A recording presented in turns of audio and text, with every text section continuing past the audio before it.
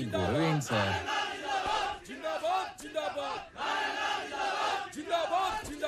ఆగండి ఆగండి ఆగండి ఆగండి. నీ సంగతేంద్ర? ఏంటి సార్ ఇదంతా? అసలు ఆయన ఇంకా ఎక్కడ ఉన్నాడ్రా? పెద్ద సత్య హరిశ్చంద్రులా మాట్లాడుతున్నావు. మేం పవర్ లో ఉన్నా ఆ రామారావు గారిని చూసుకుని ఆఫీసు మొత్తం మమ్మల్ని పట్టించుకున్నారా? అందుకే అన్ని ట్రాన్స్ఫర్ చేయించి ఆ ప్లేస్ లో ఇన్ఛార్జ్ గా నేను తెచ్చుకుంది. నువ్వు చెప్పే బుర్ర కదలంటానికి కాదు, పెండింగ్ లో ఉన్న మా ఎన్ఓసీలు ఫైల్స్ క్లియర్ చేసి మా చేతిలో పెట్టడానికి. సార్, మీలాంటి వాళ్ళు ఎవరో కోర్టులో వేసిన కేసుల వల్లనే ఆయన ఇంకా రిలీవ్ అవ్వలేదు. అసలు ముందు మీరు రామారావు గారిని వాడు వీడు అనకండి సార్, నేను ఒప్పుకోను. ఒప్పుకోపోతే ఊరేసుకోరా. అయినా నువ్వేంట్రా కొత్తగా ఈ మధ్య పొద్దు తిరుగుడు పూరా ఆడేపు తిరుగుతున్నావు? అంటే రామారావు గారితో పనిచేస్తే చాలు ఎవడైనా సరే నిజాయితీ మాత్రం పుచ్చుకుంటారనమాట. ఇవన్నీ కాదురా, ఇప్పుడే ఫైల్స్ క్లియర్ చేయలేదనుకో నిన్ను ఆఫీసుని మొత్తం తగలెట్టి బూడిచ్చేసి తీసుకెళ్దామని చెప్పి మంది మార్పులంతో వచ్చా. సార్ ఏంటి సార్ ఇదంతా? రే ఆడ మీద పెట్రోల్ పోయండి. ఇప్పుడు అవుతారా పనులు? ఈ ఎడంకన్ను కొట్టుకున్నప్పుడల్లా నేను నేల కతుక్కున్నాను రా, ఏదో జరగబోతుంది.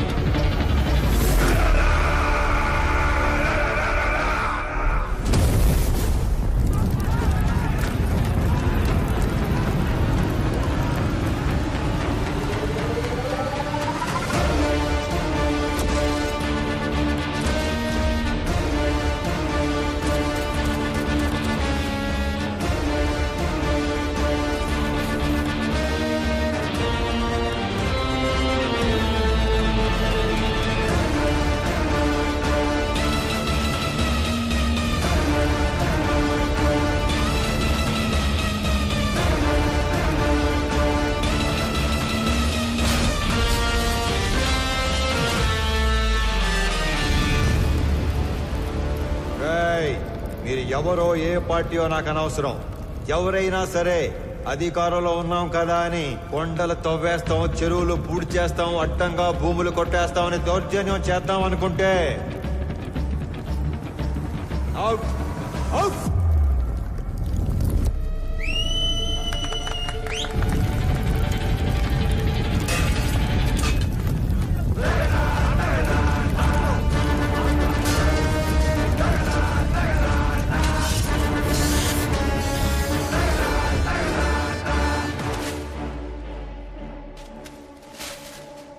రామారావు కేసుకి సంబంధించిన అన్ని రిపోర్ట్స్ నేను చదివాను, బట్ సమ్మరీ మీ ద్వారా విందాం అనుకుంటున్నాను. అఫ్కోర్స్ యువరానో, మేము రామారావుకి సంబంధించిన అన్ని యాక్టివిటీస్, అతను పెట్టే ఖర్చులు, ప్రాసెస్ చేసిన ఫైల్స్ అన్ని ట్రాక్ చేసి చూశాక ఒకటి కన్క్లూడ్ చేయగలం. In simple words, mister Ramarao is highly controversial in his deeds but very calculative in his moves. మీరు అనుమతిస్తే Indo Japanese power project case తోటి ప్రారంభిస్తాను.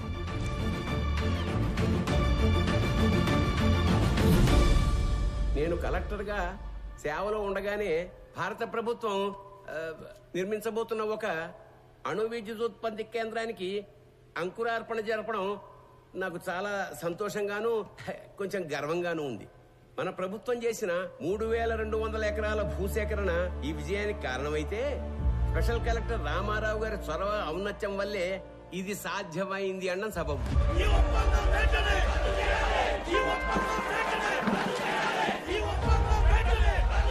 హరికి హైతో గారు sir, as a token of appreciation to mister Ramarao, felicitate him please.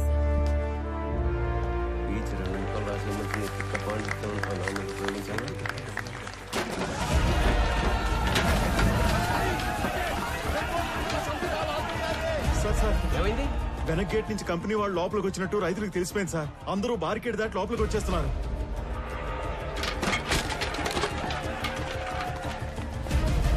Company వాళ్ళకి security ఉన్నా ఎందుకైనా మంచిది, రూల్ ప్రకారం ఎస్పీకి ఇన్ఫార్మ్ చేయి. రామారావు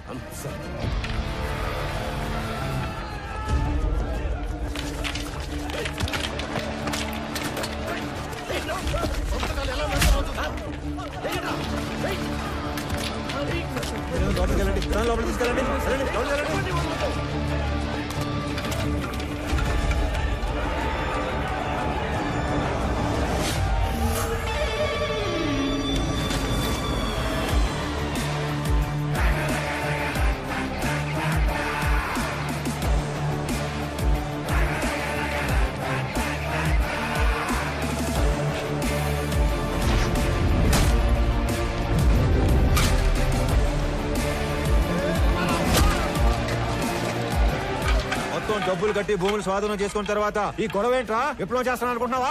అవును, విప్లవమే. దున్నే ప్రతి రైతు నిత్య హరిత విప్లవం చేపట్టే నీలాంటి వాళ్ళు రోజు మేము పెట్టింది తిని మా మీద పెత్తనం చెలాయిస్తున్నారు. ఏందిరా పెద్ద పెద్ద మాటలు మాట్లాడుతున్నావు? అయిందేదో అయిపోయింది, అందరూ బయటకు వెళ్ళండి. వెళ్ళండి.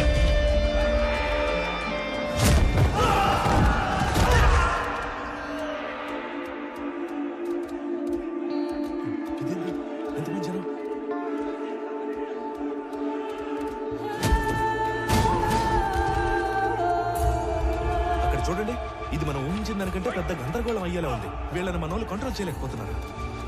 వెంటనే ఎమ్మెల్యే గారికి ఇచ్చేద్దాం. పదండి పదండి.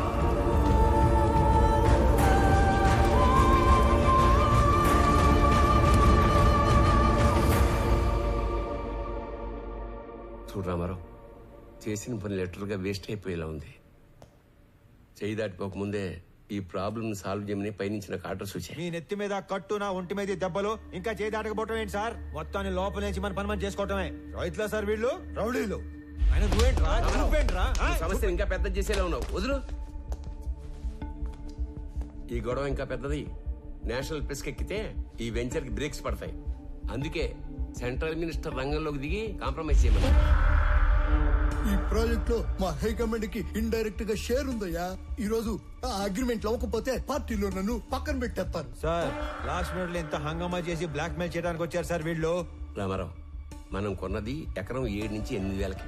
కానీ ఎంఓయూలో ఎకరాకి 40,000 డిక్లేర్ చేశాం.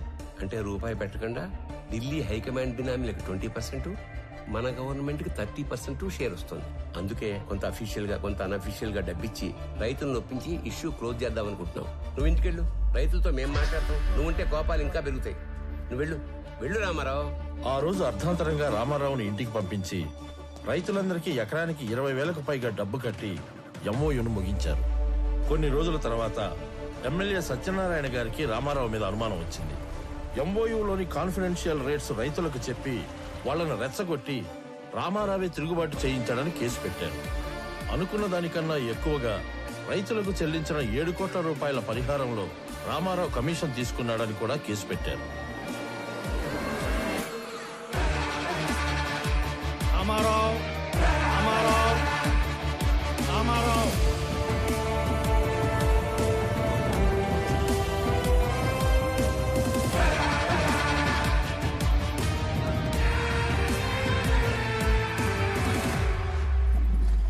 రామారావు గారు, జడ్జ్మెంట్ ప్రొనౌన్స్ చేసే ముందు ఆఖరిగా కోర్టుకి మీరేమన్నా చెప్పాలనుకుంటున్నారా?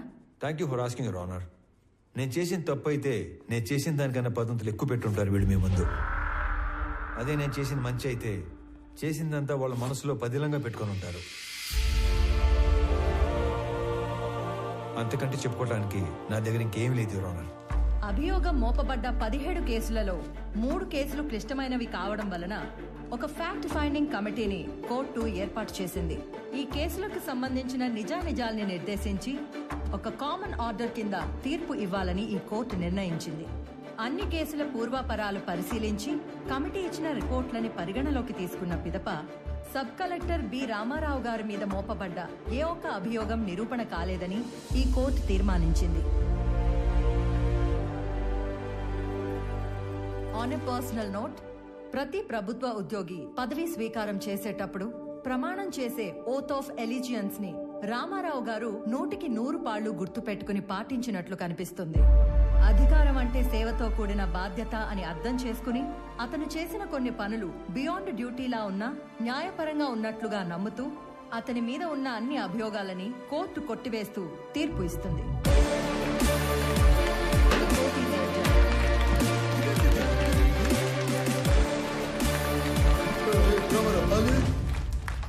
కోర్టుని తప్పించుకోగలమేమో కానీ నా నుంచి తప్పించుకోలేవు. నేను ఎంత తోత ఆ నవ్వుకు అర్థమైందిరా. మీకెంత జరిగినా మర్చిపోతూనే ఉంటారే. అతని నవ్వుకి 4 అర్థాలుంటాయి, చేసే పనికి 10 అర్థాలుంటాయి. ఒక చాణుక్యుణ్ణి ఒక క్షత్రుణ్ణి కలిసి సమపాళ్లలో ఊహించుకోండి, అతనే రామారావు.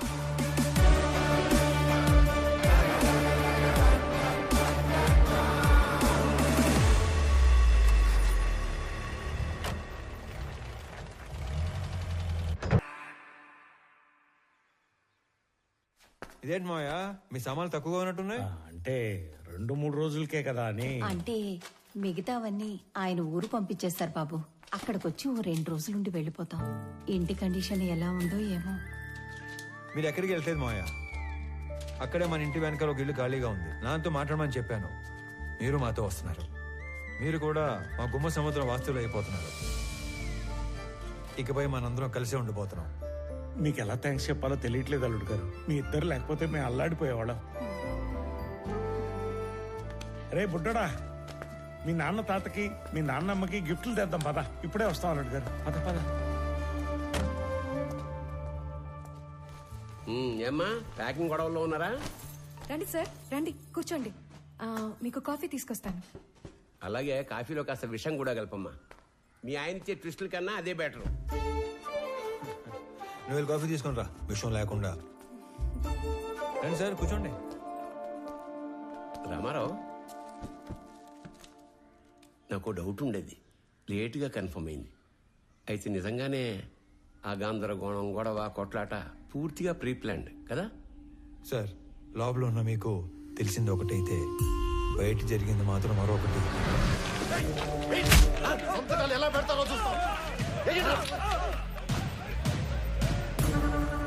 నేను సిచ్యువేషన్ ని కంట్రోల్లో తీసుకొచ్చే టైంలో కంపెనీ సెక్యూరిటీ వేషంలో ఉన్న ఎమ్మెల్యే మనుషులు అత్యుత్సాహం చూపించారు.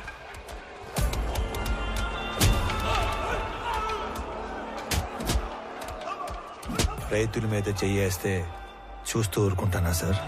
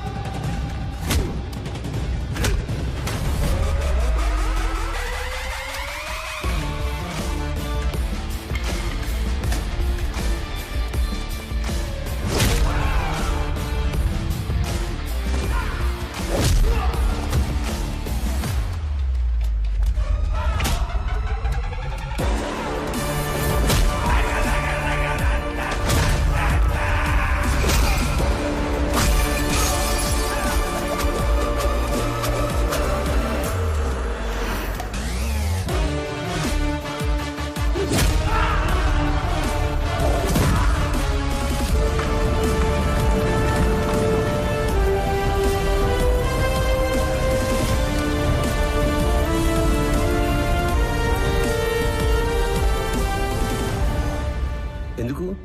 మన ప్రభుత్వాలు కష్టాల్లో ఉన్న మహాప్రభు ఆదుకోండి అని అడిగితే పైసా కూడా సాయం చేయం. అదే నష్టపరిహారం అయితే లక్షలు ఇస్తాం. అందుకు పని చేయడానికి లంచం తీసుకునే వాళ్ళని చూశాను, పని చేయకుండా ఉండడానికి లంచం తీసుకునేవాడిని చూశాను. కానీ జనం పనిచేసి రిస్క్ తీసుకునేవాడిని నిన్నే చూస్తున్నాను. Really I'm proud of you Ramarao. Sorry, wrong టైంలో వచ్చినట్టున్నాను. లేదమ్మా, రైట్ టైంలో వచ్చావు. ఈ ఆయన మెరుపు లాంటి వాడు, శబ్దం లేకుండా వెలుగునిచ్చే రకం. సొంత ఊరికి వెళ్ళాక కూడా అతను అలాగే మెరవనివ్వండి. ఈ ఆయనకి ఇడియోపతిక్ ఇన్సోమ్నియా, అంటే చేసే పని పూర్తిగా పూర్తయ్యే వరకు నిద్ర పట్టదు. అతన్ని నిద్రపుచ్చే ప్రయత్నం చేయొద్దు. అతను మెలుగుగా ఉండడం జనానికి చాలా అవసరం. ట్రాన్స్ఫర్ ఆపలేకపోయాను, sorry. I'm going to miss a revolutionary officer.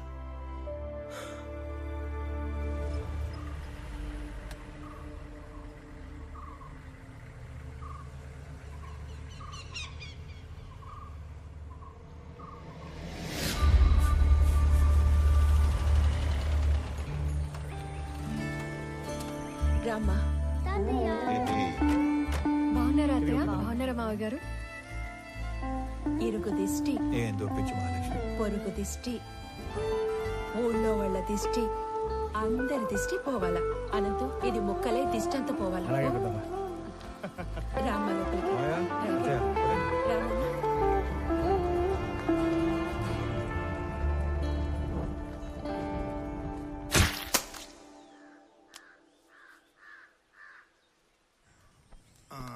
Ramarao, పిల్లప్పటి నుంచి మీ నాయన నేను సావాసగాళం.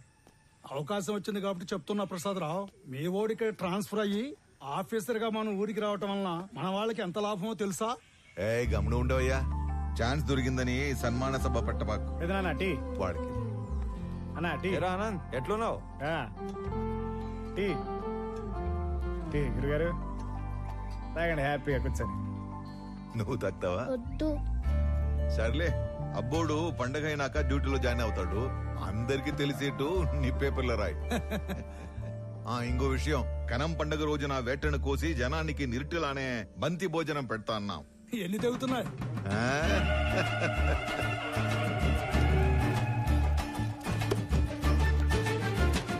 అనంత్, దుడ్డికి నీకు అంత లంకే ఉండదబ్బా. మటన్ కొట్టు సీనా అని పిలిస్తే సలపాగా నరికేటోడే. ఇప్పుడేమి తొందరైనదా? నాకి 3 తలలు అలాకాగా నరికినానా లేదా?